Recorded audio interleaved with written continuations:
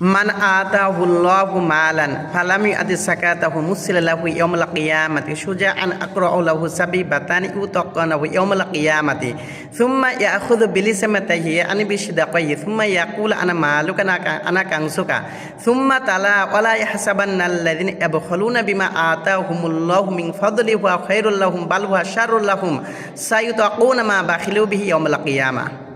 রাসূলুল্লাহ সাল্লাল্লাহু আলাইহি ওয়াসাল্লাম বলেন, আল্লাহ পাক যাদেরকে নিজ অনুগ্রহ করে অর্থ সম্পদ দান করেছেন, আর এই অর্থ সম্পদ নিয়ে যারা কার্পণ্যতা করে, জাকাত দেয় না, কিয়ামতের দিন এই অর্থ সম্পদ একটা সাপ হবে এবং এই সাপটাকে ওই ব্যক্তির জাহান্নামের মধ্যে গলায় পেঁচাই দেওয়া হবে। যে সাপের দুইটা মুখ থাকবে, ওই দুইটা মুখ তার মাথার উপরে দংশন করতে থাকবে আর বলতে থাকবে, আমি তোমার ওই সঞ্চিত সম্পদ যা তুমি দুনিয়াতে জমা করে রেখেছিলে। এরপরে ইমরানের এই আয়াতটি তেলাওয়াত করে আল্লাহ পাকের কথা স্মরণ করিয়ে দিলেন যে আল্লাহ পাক বলেন, যাদেরকে আমি নিজ অনুগ্রহ করে অর্থ সম্পদ দান করেছি, আর এই অর্থ সম্পদ নিয়ে যারা কার্পণ্যতা করে তারা যেন কখনোই মনে না করে এটা আমার জন্য কল্যাণ বয়ে নিয়ে আসবে, কখনোই না, বরং এই অর্থ সম্পদ তার জন্য অকল্যাণ হয়ে দাঁড়াবে। এজন্য জাকাত যার উপর ফরজ হয়েছে অবশ্যই জাকাত তাকে প্রদান করতে হবে।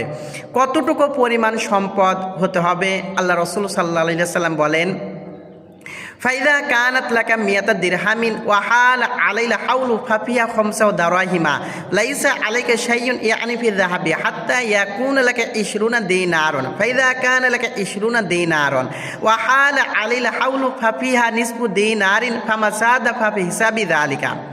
রাসূলুল্লাহ সাল্লাল্লাহু আলাইহি ওয়াসাল্লাম আলী রাদিয়াল্লাহু তাআলা আনহুকে বলেন, আলী, তোমার কাছে যদি 200 দিরহাম রূপ্য থাকে, অর্থাৎ 600 গ্রাম রূপ্য থাকে, তাহলে সেখান থেকে 5 দিরহাম অথবা 15 গ্রাম রূপ্য তুমি প্রতি বছর পরে জাকাত আদায় করবে।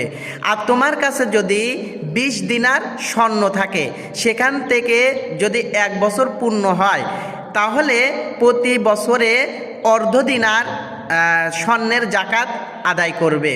আর এর পরেও যদি যত বেশি থাকবে হিসাব পরিমাণে জাকাত আদায় করে দিতে হবে। এজন্য যদি কারো কাছে 600 গ্রাম রৌপ্য অথবা 52 ভরি রৌপ্য অথবা 7.5 ভরি স্বর্ণ যদি কারোর জমা থাকে, আর এটা নিসাব পরিমাণ, এর উপরে যত থাকবে তত হিসাব অনুযায়ী তাকে জাকাত দিতে হবে।